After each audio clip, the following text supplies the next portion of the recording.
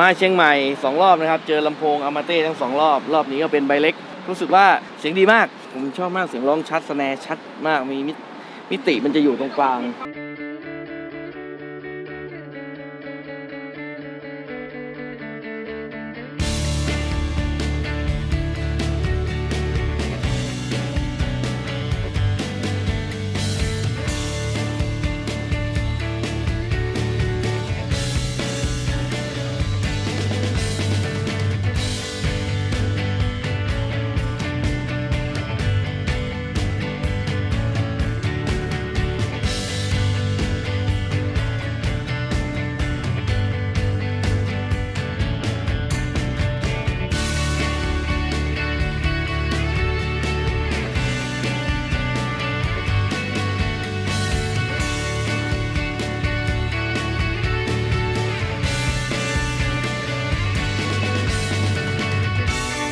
สวัสดีครับวันนี้จะเดินทางไปเชียงใหม่นะครับอากาศเย็นๆกำลังสบายเลยขอให้เย็นแบบนี้ไปนานๆนะสิ่งที่ขาดไม่ได้นะครับก็คือเสื้อกันหนาววันก่อนก็ลืมเสื้อกันหนาวไว้ที่สนามบิน1 ตัวนะครับเสียดายมากไปกินข้าวแล้วลืมปกติไม่ค่อยได้พกเดี๋ยวเราไปเจอกันที่เชียงใหม่เลยครับวันนี้ซัพพลายเออร์ที่เชียงใหม่ก็คือเจ้าเดียวกันที่ใช้ลำโพงอามาเต้ที่เบียร์เทอร์มินอลครั้งก่อนนะครับก็ไม่น่าจะมีอะไรที่มันยุ่งยากมากมายเพราะระบบเขาค่อนข้างดีนะครับวันนี้ก็คงทำงานสบายๆเดี๋ยวไปที่เชียงใหม่ครับร้านทองดี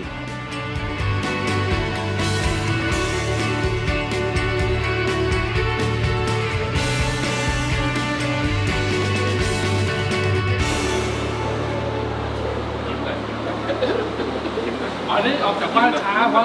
ต้องวางกล้องไปไหนวันนี้กะอะไรกะตะกันมันดุอ๋อผับไหนครับกะมันดุปีนี้เพิ่งไปผ่านมามือแซกเราเห็นสาวๆไม่ได้เลยไม่ได้โดยเฉพาะแอร์นี่ไม่ได้เลยไม่ได้เขาเป็นอะไรกับแอร์ไม่รู้นะแต่ไปไหนก็พกแต่พัดลมอันตรายนะคนนี้อันตรายมากคนนี้ไม่ได้เลยเนี่ยเห็นไหมจอแจ้แบบมือชอบทางครับเขาเป็นอย่างเงี้ยเราไม่เหมือนเราไม่ค่อยสูงสิงกับใครทุกสายการบินเลยโดนทุกสายการบินใครเขาหรือเราเห็นนั่นแน่เรานี่เก็บหลักฐานเลยนะครับคลิปนี้เผยแพร่ไปทั่วโลกเรานี่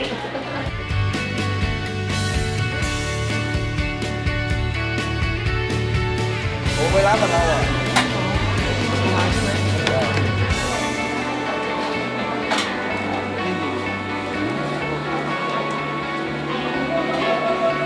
นี่นะ55ใช่ไหมนี่นะพี่ว่าเราไม่สนใจอ่ะ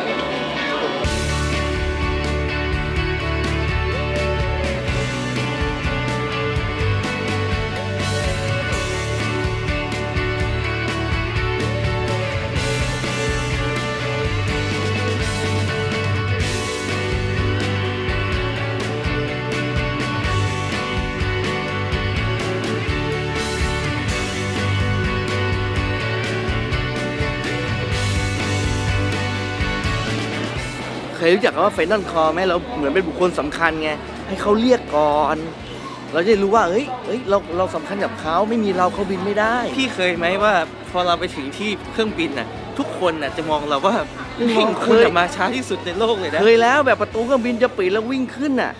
แล้วเหมือนไม่เป็นดาราแล้วทุกคนก็จะมองเราก็จะขอบคุณครับแหม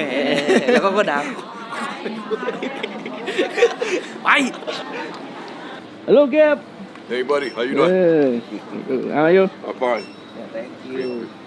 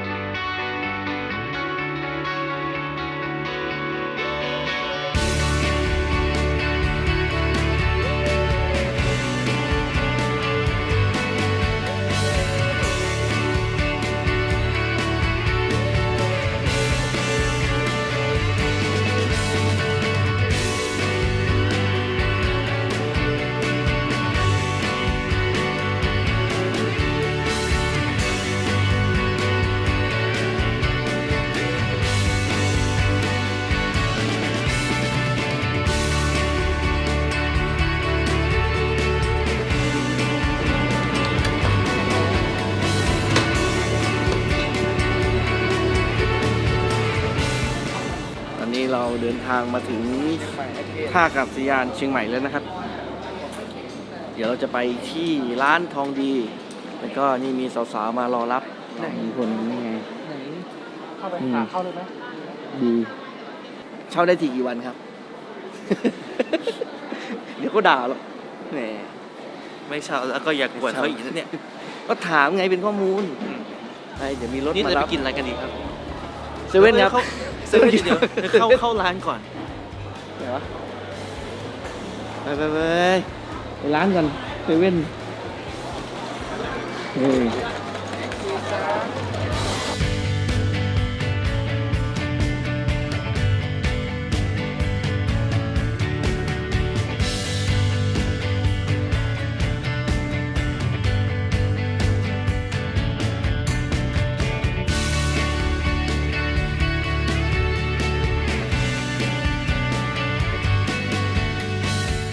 ระหว่างที่นั่งรอทีมเทคนิคเชียนเซ็ตเครื่องนะครับ ผมก็นี่รออัพโหลดวิดีโอ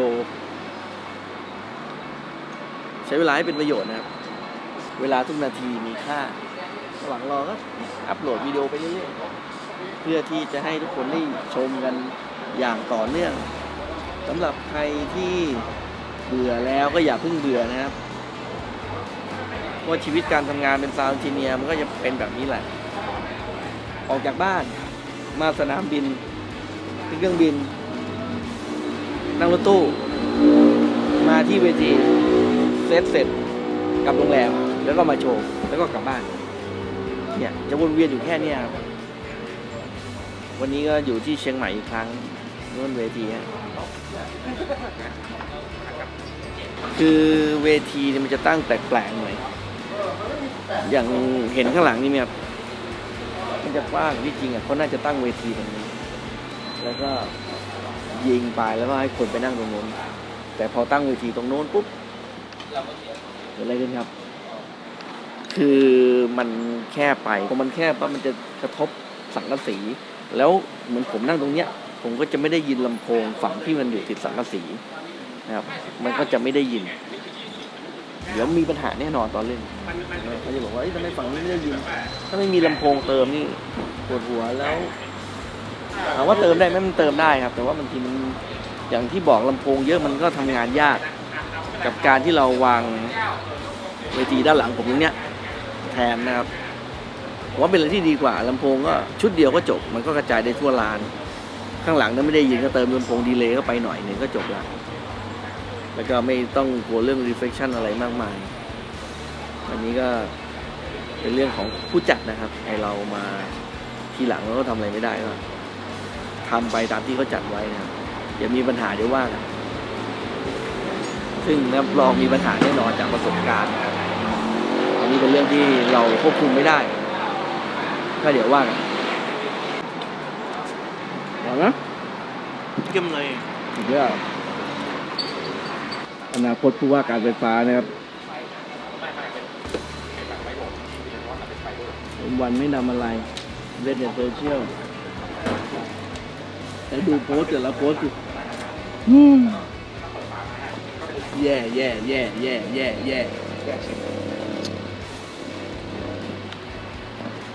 รับไม่ได้โพสต์นี้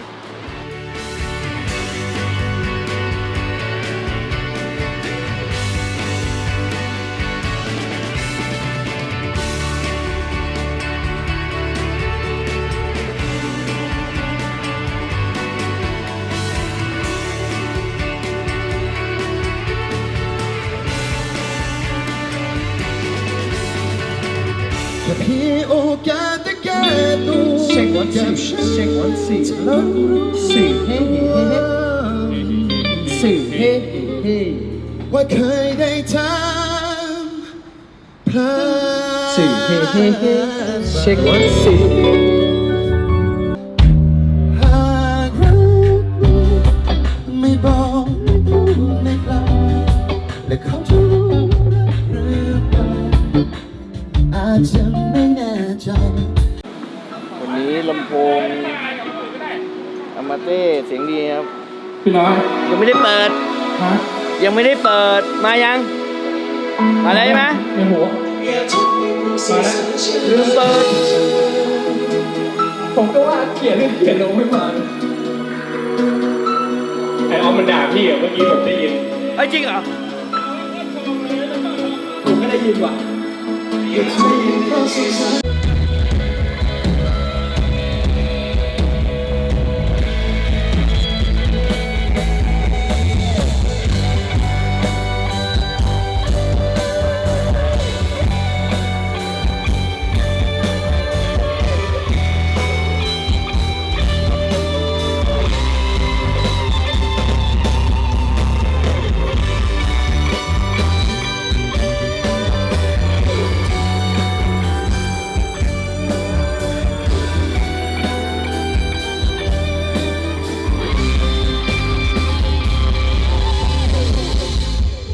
มาเชียงใหม่2 รอบนะครับ เจอลำโพงอามาเต้ทั้ง2 รอบ รอบนี้ก็เป็นใบเล็ก รู้สึกว่าเสียงดีมาก รุ่นไหนครับพี่ ตัวนี้ N36 ครับ N36 เพิ่งใช้ครั้งแรก คือเวลาเลือกลำโพงนี่ฟังแต่เสียงร้องกับเสียงสแนร์เมื่อกี้ชัดมากนะครับแทบไม่ต้องทำอะไรเลย แล้วก็ EQ แค่นี้เอง801K ลงนิดนึง จบละ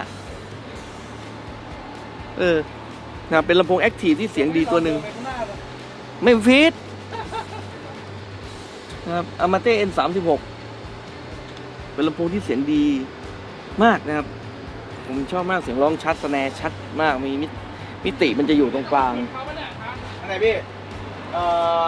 เดี๋ยวถามก่อนก็ได้ ประทับใจเลย อยากเอาไว้อะไรพี่ อันนี้ไม่ได้ยอเกินจริง แต่เจอลำโพงมาแบบใบเล็กแบบนี้อันนี้ก็ถือว่าดีมากนะครับก็วันนี้ก็ซาวด์เช็คเสร็จเรียบร้อย วันนี้แดดแรงนะครับ แต่ว่าอากาศก็มีลมเย็นๆที่เชียงใหม่ คืนนี้น่าจะอุณหภูมิลดต่ำลงอีกน่าจะประมาณสัก10 กว่าองศา17-18 ได้ มาเชียงใหม่บ่อยนะครับวันนี้มา2 รอบก็เจอลำโพงมาเต้2 รอบวันนี้ก็ถือว่าทำงานง่าย EQ แค่นี่ครับแค่นี้เองมองเห็นหรือเปล่าไม่รู้สำหรับคลิปนี้ก็ขอลาไปก่อนนะครับติดตามกันใหม่คลิปหน้าสำหรับใครที่ยังไม่กด Subscribe ก็ฝากกด Subscribe แล้วก็กดสั่นกระดิ่งด้วยนะครับแล้วก็ถ้าชอบก็กดไลค์ถ้าใช่ก็กดแชร์สำหรับวันนี้ก็ขอลาไปก่อนสวัสดีครับ